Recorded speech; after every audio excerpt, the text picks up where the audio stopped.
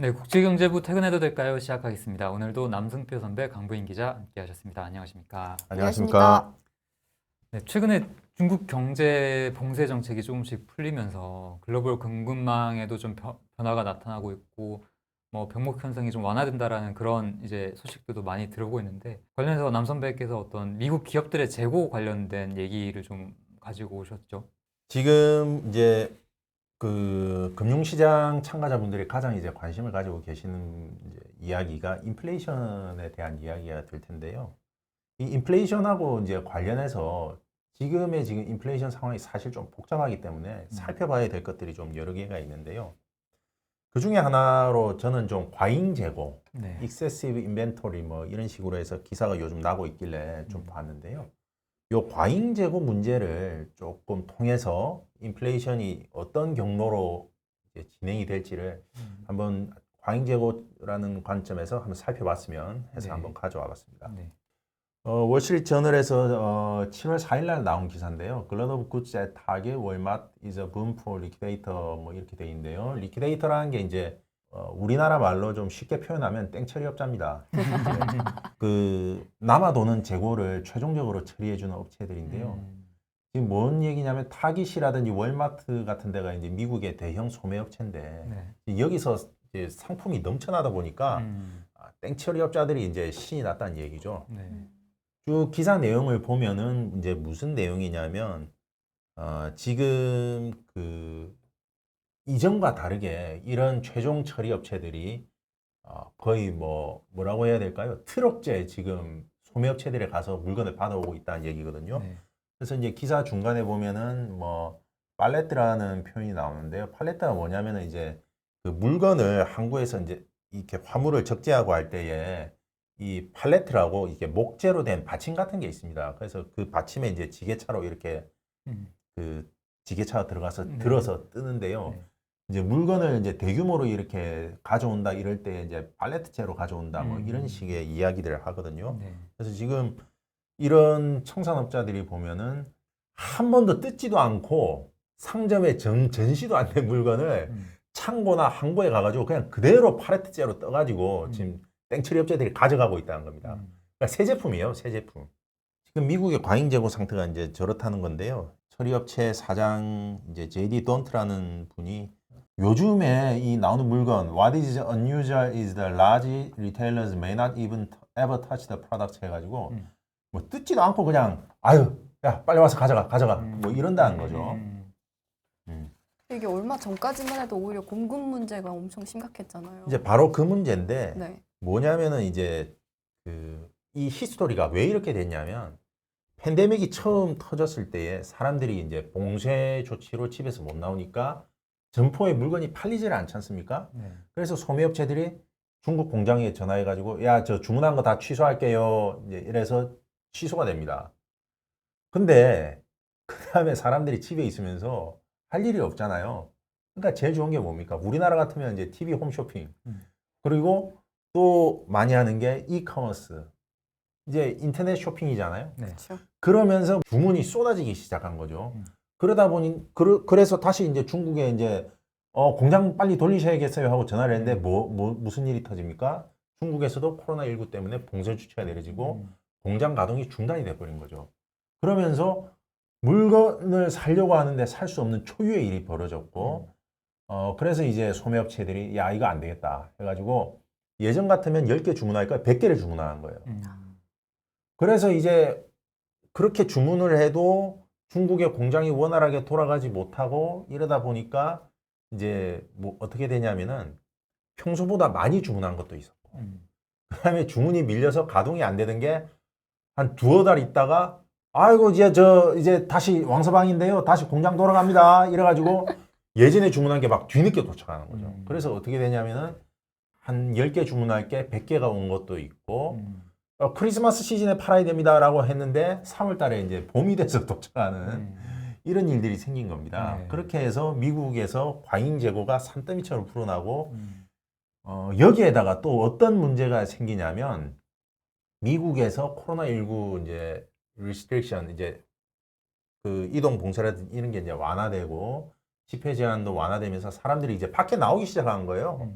그러니까 예전에는 재택근무하면서 이제 뭐 요가복이라든지 좀 편한 걸 입고 근무했는데 이제는 사람들이 그런 옷이 필요가 없고 정장이라든지 좀 더 드레시한 옷이라고 그러는데 이제 좀 더 격식을 차리는 그런 옷들을 이제 사게 되는 거예요. 네. 그러니까 이제 예전에는 우리가 이제 팬데믹 때 보면은 뭡니까 저 룰루레몬 뭐 이런 애틀레틱 웨어 어페럴이라고 하는 운동복 같은 거 만드는 회사들이 잘 됐는데 지금은 이제 정장이라든지 그쵸. 이런 쪽 만드는 의류들이 이제 잘 나가면서 이게 소비자 기호가 바뀌어 버린 거예요. 그죠. 그러면서 이제 소매업체들이 이제 재고가 막 쌓여나고 뭐 이러면서 이제 문제가 되는 거죠. 그러면서 이제 이게 그러면 의류라든지 이런 거에만 가냐면은 그렇지 않습니다. 계속 이제 기사를 쭉 넘겨보면은 홈바이라고 하는 그 업체에서는 지금 뭐냐면 이 업체가 이제 일종의 이제 땡처리 업체, 이제 최종 할인 업체인데 코비드 코로나 전에는 세탁기라든지 워셔라든지 드라이어 이제 건조기 같은 게 자기들한테는 오지도 않았대요. 왜냐면은 이런 가전 회사들은 굉장히 수요 조사를 엄밀하게 해서 팔기 때문에 이런 게 초과 재고로 오는 경우는 없었는데 지금은 자기들한테도 넘어와서 정가의 40%를 할인해서 지금 팔고 있다는 겁니다. 그래서 이런 경우는 그 자기들도 굉장히 드물다. 이런 이야기를 하고 있습니다. 그래서 지금 미국 내에서의 지금 재고가 전방위적으로 지금 쌓여가고 있고 그래서 어떤 물품을 가리지 않고 지금 할인이 진행되고 있다. 이런 이야기입니다. 약간 코로나를 지나오면서 소비 패턴 자체도 많이 달라지고 저도 기사 쓰면서 봤는데 리바이스가 요새 그렇게 흥한데요. 사람들이 밖으로 나가면서 이제 청바지를 룰루레몬 대신에 청바지를 찾아 입고 뭐 이런다고 해서 미국 내의 소매업체들이 비정상적인 재고를 가지고 있다. 근데 이 재고가 왜 발생했다고 제가 말씀드렸죠? 첫 번째, 그 이커머스 업체들의 어떤 과잉 이제 대량 주문, 네. 미리 선주문한 양이 좀 있었고, 그런데 소비자들의 기호가 바뀌었고, 그리고 그 공급망 병목 현상 등으로 인해서 그 주문했던 상품들이 뒤늦게 도착하고 네. 이런 식으로 해서 재고가 이제 늘어났다고 제가 말씀드렸습니다. 그래서 보통 초과 재고라든지 이런 것들이 어떤 것들하고 연관이 되냐면은 생산 설비가 과잉으로 이제 생산 설비 투자가 과대하게 집행이 돼서 그래서 나오는 초과 재고하고는 이게 좀 거리가 있다는 거예요. 이제 지금 또 하나 이제 또 재밌는 게 뭐냐면 그 기사를 또 본 게 뭐냐면은 이 이제 비슷한 시기에 나온 기사인데요. 중국의 경제 둔화가 그 글로벌 인플레이션 완화에 좀 도움이 될 수 있다. 이런 이야기입니다. 이게 무슨 얘기냐면 이제 중국이 이제 사실은 이제 그 코로나19 병목 현상을 이제 불러온 이제 주범 중에 하나인데 뭐냐면 이제 중국 정부가 어떤 이유에서인지는 모르겠지만 어떤 제로 코비드 정책이라고 해서 코로나 무관용 정책을 이제 펴고 있거든요.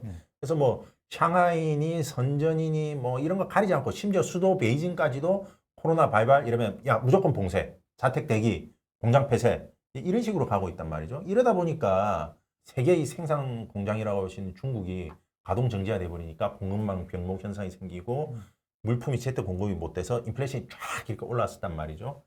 그런데 이제 그 중국에서 선전이라든지 샹하이 봉쇄가 이제 완화가 되면서 이런 부분이 이제 상당히 많이 풀렸다는 겁니다. 지금 볼륨이 이제 shipping volume to the US from China at the end of June 이게 뭐냐면 이제 6월 말 기준으로 해서 중국에서 미국으로 가는 선적 물량이 지금 올해 3월 초를 넘었었다는 겁니다.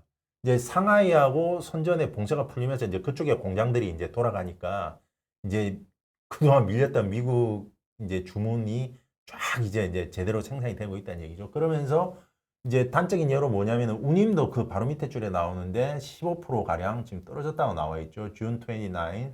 그래서 6월 29일 기준으로 해서 중국에서 미국 서부 해안 이제 캘리포니아 뭐 이런 쪽인데 이쪽으로 가는 운임도 발틱 운임 지수 기준으로 해가지고 15% 정도 이제 떨어졌다고 합니다. 그리고 전체적으로 뭐 전년 동기 대비해서 지금 13% 정도 떨어졌다고 그래요. 자, 이러면서 이제 그 공급망 병목 현상은 좀 풀렸는데 이제 이게 이제 미국에 가면서 또 이제 과잉 재고로 이렇게 쭉 쌓이는 거죠. 이제 근데 이게 지금 재고가 쌓이고 있는 게 뭐 중국만의 미국만의 문제는 아니고 저 이제 보면은 이케아 유럽 얘기가 나와 있는데 이것도 지금 이케아의 그 지주회사에 따르면은 유럽 곳곳에서 이케아 같은 경우도 지금 재고에만 시달리고 있다고 그럽니다. 이게 이제 왜 그러냐면은 이제 중국은 다시 이제 공장을 돌리기 시작했는데 막상 이제 물건을 사야 될 시점이 물건이 도착한 무렵에 이제 보니까 연준이 기준금리 올리고 이제 ECB도 뭐 우리도 금리 올릴게요 이러면서 사람들이 이거 돈 써도 되나 이제 이렇게 생각하면서 이제 주머니에서 이제 주춤주춤 한다는 거죠. 그러다 보니까 이제 재고가 이렇게 쭉쭉쭉 쌓여가고 있다는 겁니다. 그러면 자 제가 앞서 미국 얘기를 할 때 과잉 재고 이게 공급망 병목 현상 때문에 생긴 거 있었고 물류 지연 때문에 생긴 게 있었고 소비자 기호 변화 때문에 생긴 게 있었고 그 다음에 이제 긴축 공포에 아무래도 좀 지출을 좀 늦추는 부분에 의한 그런 이제 그 지출 둔화 네. 이런 것들도 이제 재고 형성에 이제 지금 기여해 가고 있다는 겁니다. 자 그러면 이게 이제 어떤 이야기가 되냐면 결국은 그러면은 이게 이제 주문한 리테일러들 미국이나 유럽의 이제 소매업체들은 주문 취소하고 이제 재고 땡처리 나서는데 그러면은 중국에 있는 생산업자는 어떡합니까? 이 사람들도 주문 취소했는데 일단 만들어 놓은 걸 어떻게 팔아야 될 거 아니에요. 그렇죠. 그러면은 뭐가 발생할 수밖에 없느냐? 결국은 미국이나 유럽의 리테일러들, 소매업체들도 할인에 나설 수밖에 없고 중국에 있는 제조업체들도 이거 할인해서 팔 수밖에 없다. 결국은 이런 할인 판매 같은 것들이 중국의 어떤 경제 성장을 둔화시킬 수 있지만은 오히려 이제 이런 상황 속에서 중국의 제조업체들이 이제 할인 판매에 나서면 글로벌 물가 안정에는 오히려 기여하는 측면이 있을 수 있다. 지금 이 얘기를 하는 겁니다. 좀 더 거시적으로 봤을 때요. 그렇죠. 음, 그런데 이제 또 하나 생각해야 되는 부분이 있죠. 뭐냐면 중국이 이제 경제가 돌아가기 시작하면 제조업체들이 돌아가면 그러면 원자재들을 빨아들이는 게 있을 수 있잖아요. 네. 그리고 또 생각해야 되는 부분이 뭐냐면은 중국 정부가 올해 경제 성장 목표를 5.5%로 제시를 했거든요. 그럼 우리 중국이 어떤 나라인지는 우리가 잘 알고 있지 않습니까? 당이 정하면 국가는 그거를 실현해야 되잖아요. 해야죠. 그러면은 어떤 일이 벌어지겠습니까? 그건 인프라 사업이죠. 인프라 이제 다리 놓고 도로 닦고 뭐 철도 놓고 이런 식으로 해서 이제 그러면 끌어올리려고 할 텐데 이 과정에서 뭐가 있겠습니까? 이제 중국이 건설에 들어가는 각종 원자재, 커머디티들을 빨아들이고 그다음에 에너지 또 여기에 당연히 석유가 들어갈 테니까 에너지 가격 끌어올리지 않겠느냐. 이런 이제 그러니까 중국 경제가 인플레이션에 미치는 게 앞서서 어떤 과잉 재고에서 오는 할인 판매를 통해서 어떤 글로벌 물가 어떻게 보면 최종단에 있는 물가겠죠. 소비자 물가를 낮추는 역할도 있겠지만은 또 이 공장이 돌아가면서 원자재의 가격을 끌어올리니까 생산자 물가 측면에 있어서는 이 끌어올리는 것도 있어서 이게 중국이 세계 인플레이션에 미치는 영향이 단순하지는 않다는 겁니다.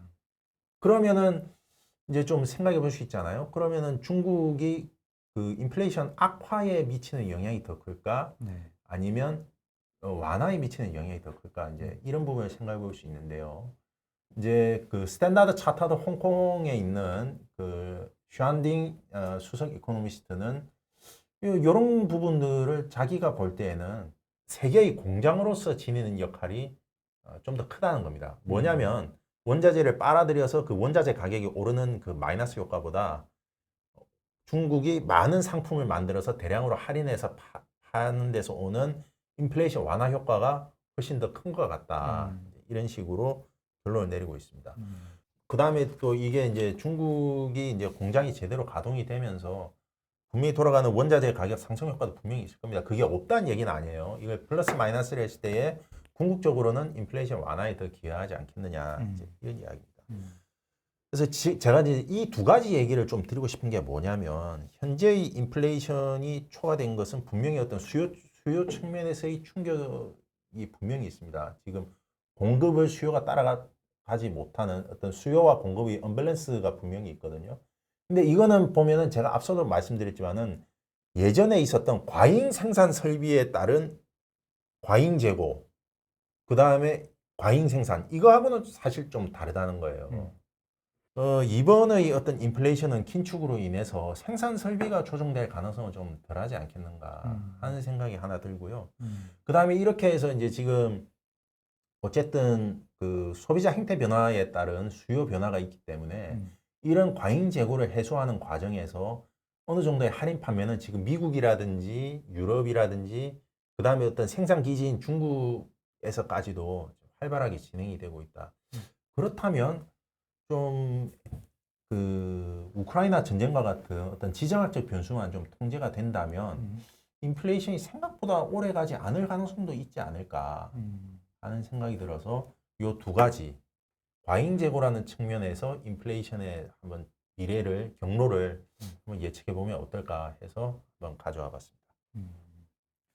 그 과잉 재고라는 게 그 경기가 상승 국면일 때는 아까 언급해 주셨던 그런 과잉 생산 설비 때문에 그런 경우가 많고 경기가 이제 둔화 침체 국면으로 갈 때 나타나는 과잉 재고는 이제 수요가 부족하기 때문에 그렇게 되는 건데 그런 상황에서 중국이 어떤 역할을 하느냐에 따라서 정말 인플레이션에 좀 미치는 영향력이 굉장히 좀 클 것 같다는 생각이 들고 맞습니다. 중국이 만약에 다시 한번 또 코로나가 중국 내에서 창궐 하면서 중국 내 공장이 멈춰버린다면 사실 이거 조금 인플레이션 예측하기가 오히려 더 어려워질 수도 있습니다. 네. 여전히 그렇게 되면은 과잉 이게 사실 수요와 공급이라는 게 상대적인 거지 않습니까?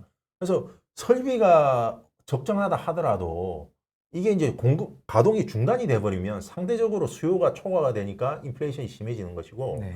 근데 중국이 생각보다 빨리 코로나를 극복을 하면서 공장이 원활하게 돌아가게 된다면은 또 이 수요 대응에 충분히 생산을 이제 뭐라고 합니까? 이제 가동률을 높여서 수요를 대응할 수 있게 되면 그러면 또 인플레이션이 확 가라앉을 수 있는 문제인 것이죠. 게다가 지금 중국이 어떤 전체적으로 어떤 성장 둔화 혹은 이제 경기 둔화로 인해서 중국의 어떤 제조업체들이 할인 판매를 이제 글로벌하게 진행을 하게 된다면은 어떤 글로벌 인플레이션 문제가 생각보다 좀 쉽게 풀릴 수도 있지 않겠는가 하는 측면을 살펴볼 수 있어서 엿볼 수 있어서 한번 가져왔습니다. 네. 중국이 세계의 공장이다라는 그런 얘기를 들은 게 90년대부터인가요? 그렇죠. 30년 돼가고 있는데 새삼 이 국면에서 중국의 존재감을 다시 한번 좀 더 느낄 수 있는 그런 얘기가 아니었나 싶은 생각이 듭니다. 저도 이제 말씀을 듣다 보니까 그 요새 이제 세계 경제에 가장 이제 주목해서 봐야 될 세 가지가 이제 지정학적 문제, 중국 내부의 이제 코로나19 관련 봉쇄 문제, 그리고 이제 연준의 긴축 행보 이렇게 세 가지를 말하고 있잖아요. 근데 선배 말씀하신 대로 중국의 봉쇄 문제가 앞으로 어떻게 추이를 보이는지에 따라서 인플레이션의 향후 행보가 조금 보일 것 같아서 조금 더 주목을 해야 될 것 같기도 하고 또 한 가지 제가 덧대어서 말씀드리고 싶은 부분은 그 최근 들어서 이제 뭐 우크라이나 전쟁이 종전을 할 수도 있다 이런 얘기가 나오고 있지 않습니까? 그래서 관련해서 만약에 중국 내부에서 이제 코로나 추이가 어떻게 될지는 모르겠지만 이 두 문제가 어떻게 해결이 된다면 말씀하신 대로 인플레이션 문제를 조금 더 예상할 수 있지 않을까 하는 생각도 듭니다. 네. 사실 뭐 희망회로라는 얘기를 들을 수도 있지만 만약에 우크라이나 전쟁이 사실 3분기 내로 어떤 마무리가 되고 어떤 국면에서 정리가 되고 그다음에 중국 내에서 코로나19 확산에 대한 어떤 뭐 백신 보급이라든지 이런 부분에 있어서 하나의 이제 우리나라와 같이 어떤 그 제로 코로나가 아니라 어떤 코로나와 어떤 병존하는 형태의 정책으로 전환을 하게 된다면은 위드 코로나 쪽. 사실 인플레이션 문제는 우리가 지금 생각하는 것보다는 좀 낙관적으로 해결될 수도 있지 않을까 뭐 그런 생각이 들었습니다. 네. 네, 오늘은 중국의 관점에서 또 인플레이션을 생각해 볼 수 있는 지점에 대해서 얘기를 좀 나눠봤습니다. 저희는 그럼 다음 시간에 또 좋은 소식 가지고 찾아오도록 하겠습니다. 저희는 이만 퇴근하겠습니다. 퇴근해보겠습니다.